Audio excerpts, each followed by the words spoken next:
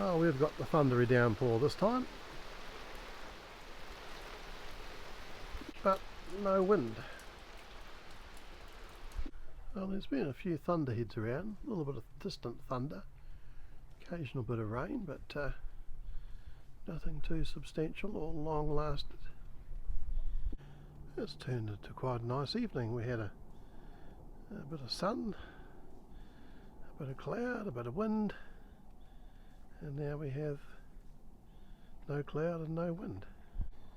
Well, there were fish jumping, so I grabbed my rod,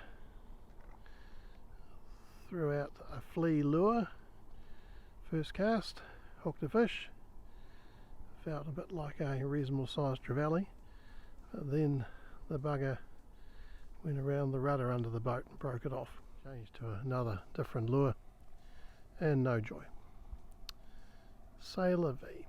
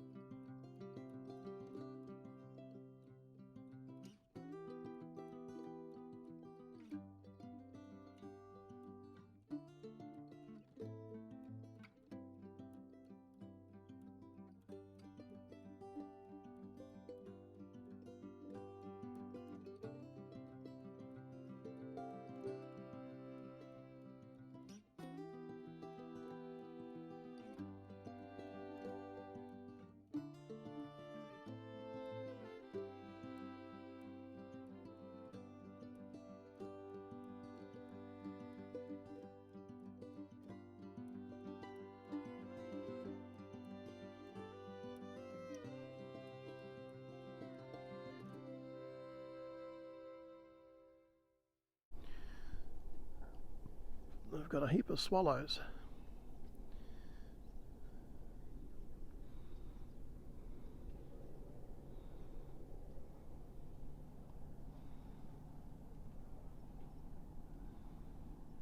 As a matter of fact, I don't think I've ever seen so many swallows.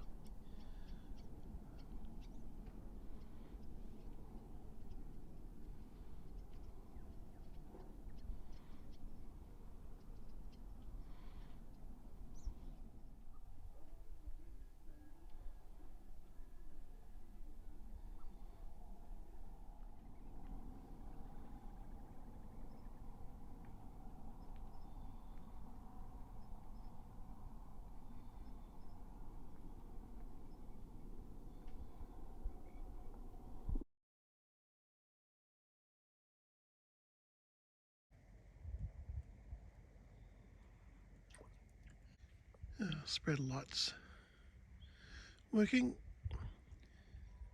Starboard navigation light. Port. Well, there's the spreader light. Steaming light's just above it. You probably can't see it, but it's going. Stern light. Well, there's the steaming light. Can't actually see the tricolour. There's nothing to reflect it. And after all these years, I've still got one solar powered exterior motion activated light that works. Tricolour might work better if I turn it on.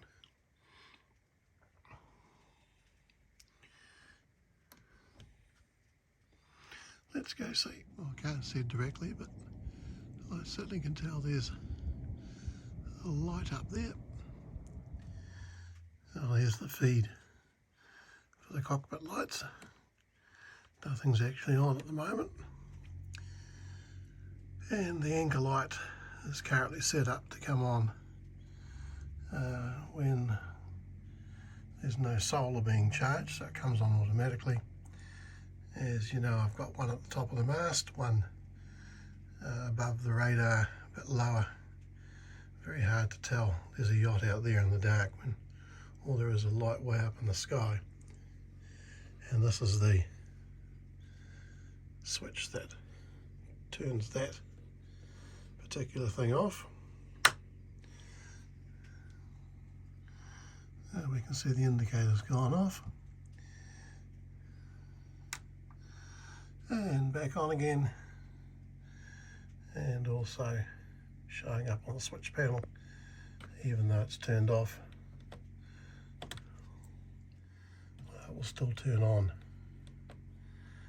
from here, which only turns on the top one, the top of the mast. So surprisingly, all lights are working.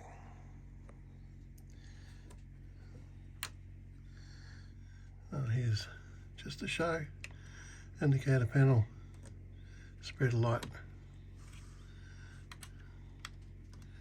navigation lights, mast light,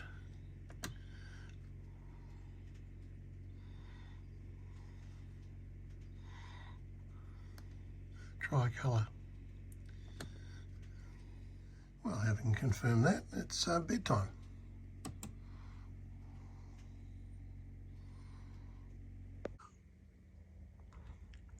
(6:15) and a beautiful sunrise. It's now 6:30. We've got the swallows back, although not in the huge numbers that were last night. A little bit nippy, so got the diesel heater going, which is that roar in the background. A few clouds looking pink. The forecast once again is for this good start of the morning not to continue, so possible thunderstorms by late morning, increasing nor'wester again, so we will probably be back on the mooring at home by lunch.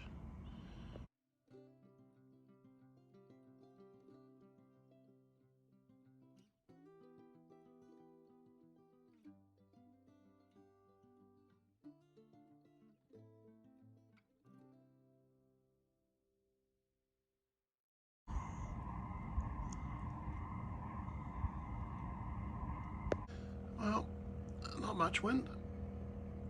I think we'll head round to the mooring because we're on a muddy bottom and the chain will be sitting in the mud. We'll turn on the salt water pump, and we lost the nozzle off the anchor washdown, so I've just borrowed the one from the cockpit washdown.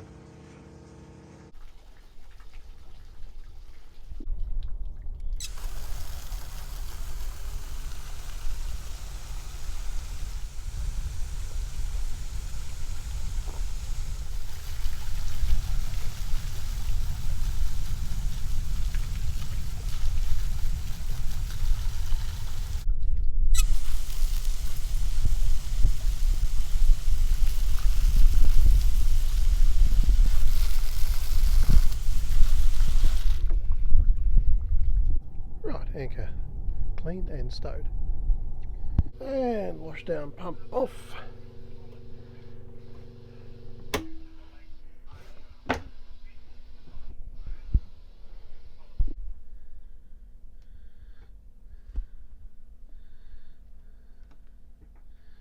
Preheat.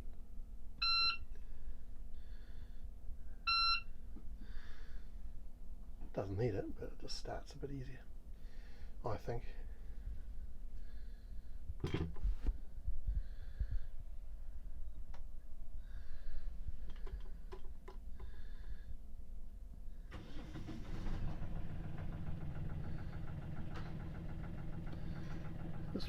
This pad's always been a bit sticky. Yep, there we go. Right, water coming out.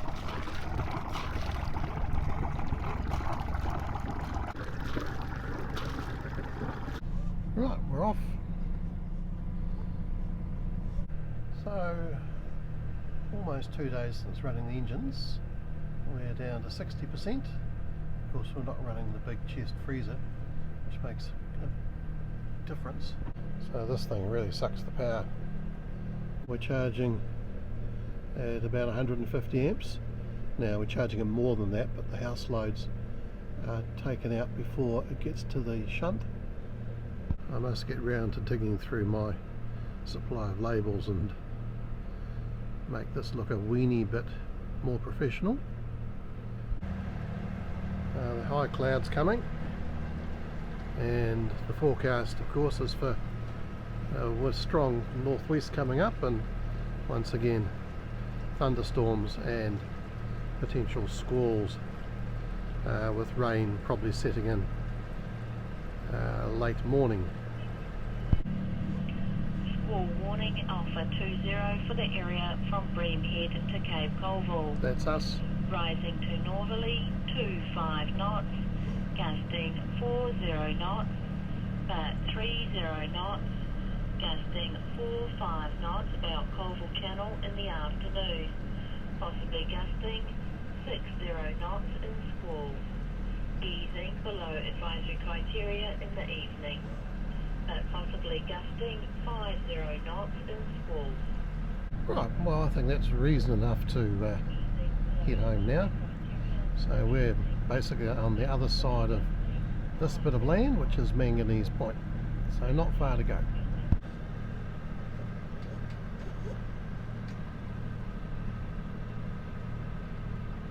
This is the starboard engine display, claiming it's not being charged.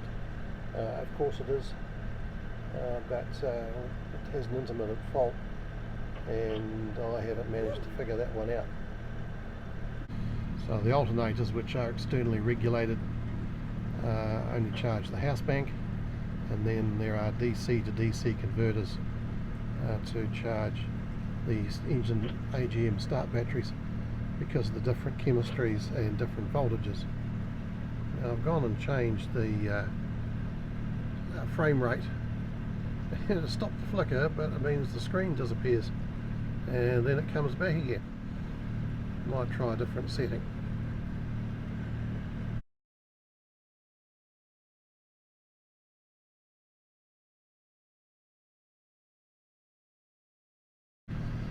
No, still flashing.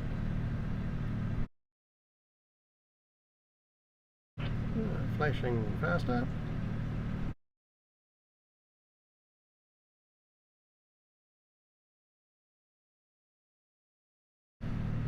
Flashing really fast, and uses a very large amount of memory.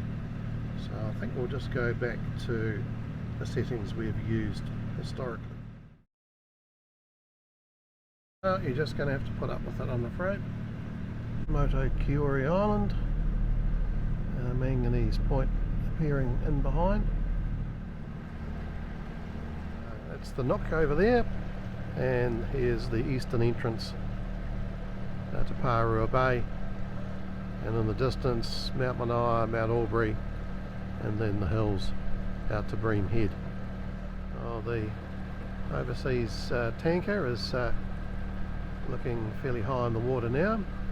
Still have two ships at Northport. Oh, we better get ready to pick up the mooring. So to pick up the top rope, I use a big gaff because it's got a big throat. So we'll take this up forward,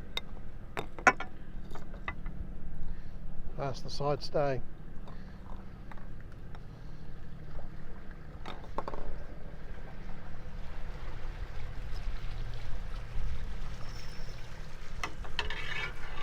and pop it there so it's easy to grab. Then we need our mooring rope.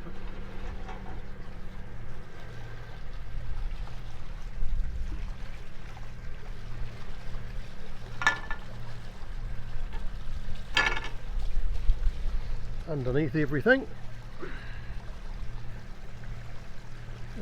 One hand's hard work.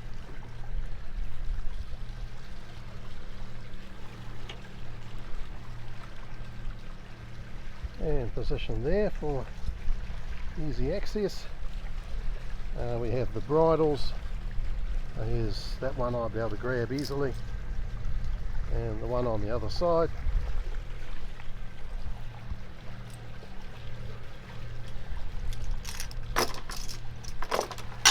We'll pop over the anchor,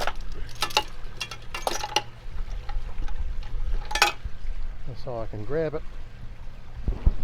And the other thing to watch out for is the furling line, and even worse, the clutch trip line. or the furlers. I've tripped over them a couple of times. Right, Motukori Island on the right, Manganese Point on the left. There is a sandbar between the two. We could probably go over it at full high tide. And round to starboard we will be getting to home.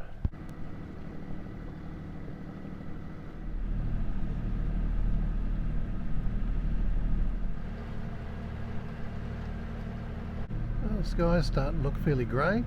Now this is Jackson's Bay. Now there's the mooring. I think we'll go around the outer end of the sandbar. Incoming tide, so we want to come in from the west. And when I'm on my own, I stand on the side deck here and steer just with the throttles, with the helm centered. Right, well that looks a bit tidier. You can make out the sandbar by the difference in the reflections of the water. I cheat, of course, it's on the chart plotter.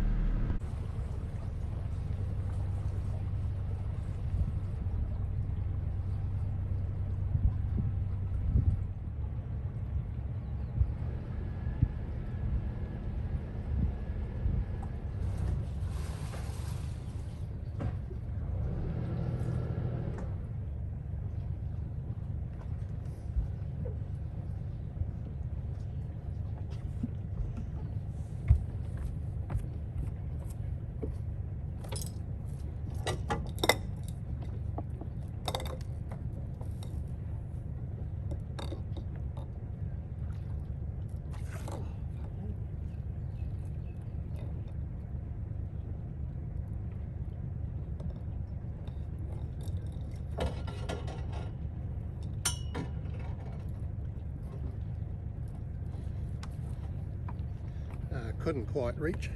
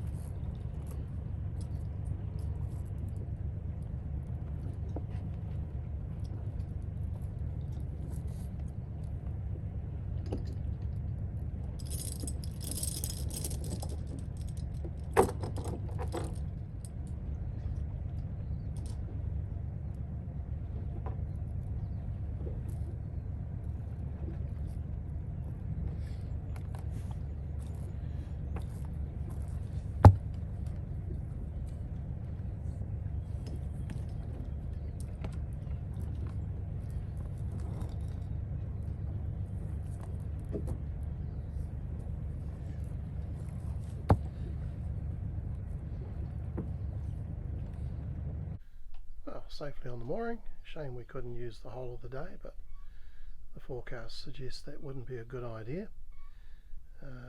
Still managed to do 118 nautical miles for the Easter cruise, and 11 engine hours. Most of that was to Takaka trip. Just over half an hour's engine running, not all of it at cruising revs. State of charge meter has increased. Not surprising.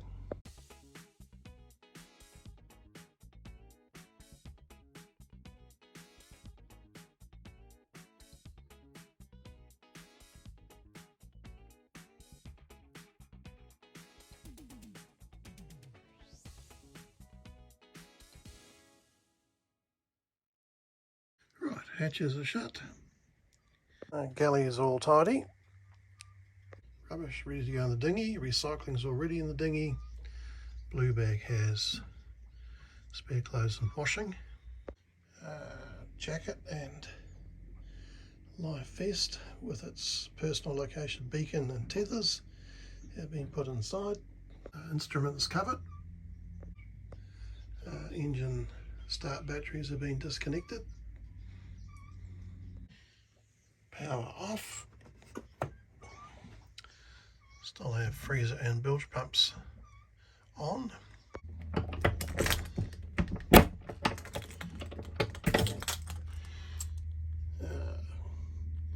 Our thing for the outboard. Right, dinghy lowered. I know there's enough petrol and I have closed the bung. Right, time to head home.